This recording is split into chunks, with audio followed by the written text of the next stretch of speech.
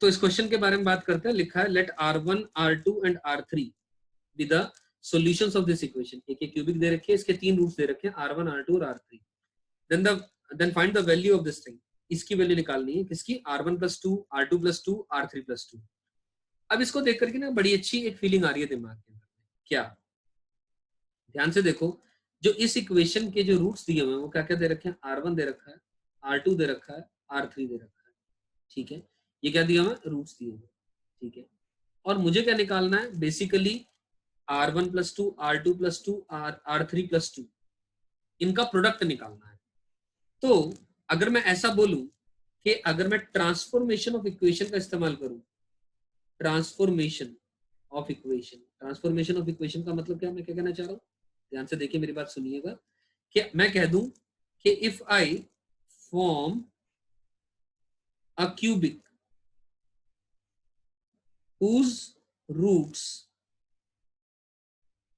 are R1 + 2, R2 + 2 and R3 + 2, एक ऐसी cubic जिसके की रूट आ रहे हैं, तो वो जो भी क्यूबिक आएगी तो प्रोडक्ट ऑफ द रूट्स जो आएगा उस क्यूबिक का product of the roots of the new cubic is the required answer. Yes और नो? मैं लिख दे रहा हूं, इज द रिक्वायर्ड आंसर। क्या मैं बोल सकता हूं ये बात? अरे 100% सही है बात। ट्रांसफॉर्मेशन ऑफ इक्वेशन में हम यही तो काम करते हैं। कैसे? यानी अब देखो, इसका मतलब अब ट्रांसफॉर्मेशन ऑफ इक्वेशन के कॉन्सेप्ट को लगा देते हैं कि बेसिकली क्यूबिक बनानी है जिसके की रूट R1 + 2, R2 + 2 और R3 + 2 है। तो ट्रांसफॉर्म करना है एक वेरिएबल से दूसरे वेरिएबल में। तो मैं क्या कहूंगा कि पहली वाली इक्वेशन की के रूट्स R1, R2, R3 आ रहे हैं, तो वो सारी x की वैल्यू है। तो x की वैल्यू R1 भी होती है, R2 भी होती है और R3 भी होती है।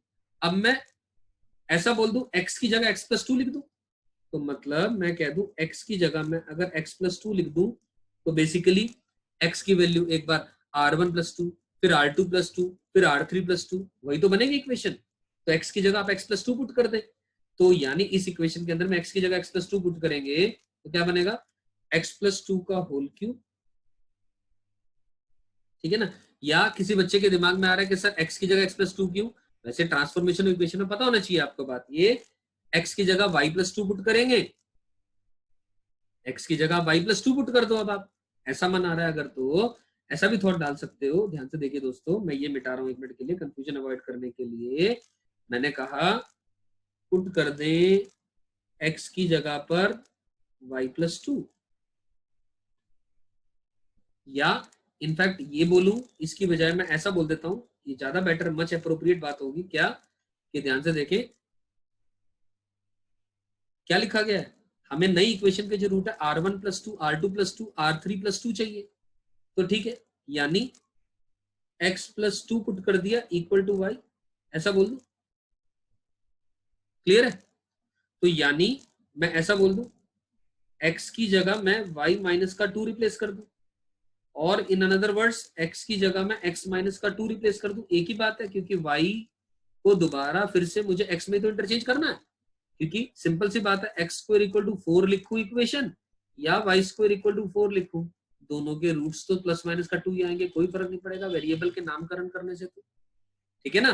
तो मैंने क्या कहा दोस्तों, मुझे एक नई इक्वेशन चाहिए जिसमें x + 2 रूट आ जाए। तो x + 2 आ जाए तो मैंने ऐसा लिख दिया। अब x की जगह पर y - का 2 आ गया, तो x की वैल्यू, अब y इंटरचेंज कर दिया, x - का 2, तो यानी बेसिकली x - का 2 का होल क्यूब x की जगह, और माइनस का 2 टाइम्स ऑफ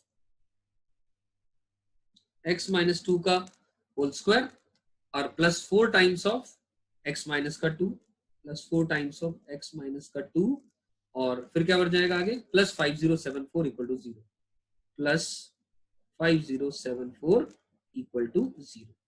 अब इस इक्वेशन को हम लोग क्या कर सकते हैं?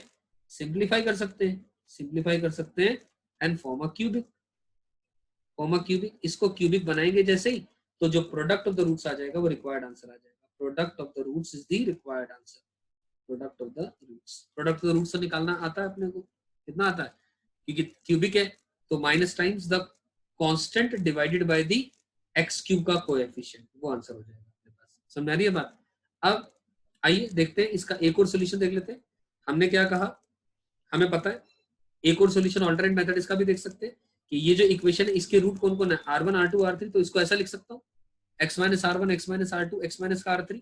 तो ठीक है, अब हमने क्या कहा, ध्यान से देखें कि x की वैल्यू -2 पुट कर दी, अगर -2 की पुट करी, x की वैल्यू -2 पुट करने से क्या मिला, थॉट क्या आया, क्योंकि क्वेश्चन ने कहा हमारे को क्या चाहिए, R1 + 2 R2 + 2 R3 + 2 का प्रोडक्ट चाहिए।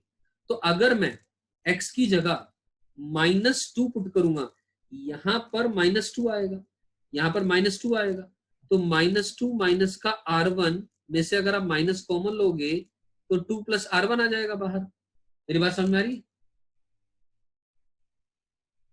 यहां तक समझ में आ रही है बात? तो ठीक है, -2 + R1 आ जाएगा, तो डायरेक्टली मेरा काम बन जाएगा ना, मैं सब में से ये वाली चीज क्रिएट हो जाएगी। ध्यान से देखिए, this is a very good level of the manipulation we are trying over here.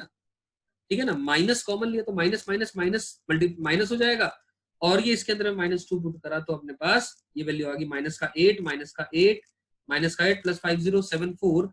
तो यहाँ से डायरेक्टली अपने पास ये वैल्यू आ गई। ध्यान से देखिए दोस्तों, तो माइनस उधर ले गए, तो 2 + R1 2 + R2 2 + R3 की value 50 50 with negative in front आ जाएगा, जिससे कि हमारा कौन सा ऑप्शन सही हो रहा है, ध्यान से देखिए दोस्तों, माइनस का 50 50 यानी ऑप्शन नंबर सी सही हो जा रहा है। तो दैट्स द आंसर।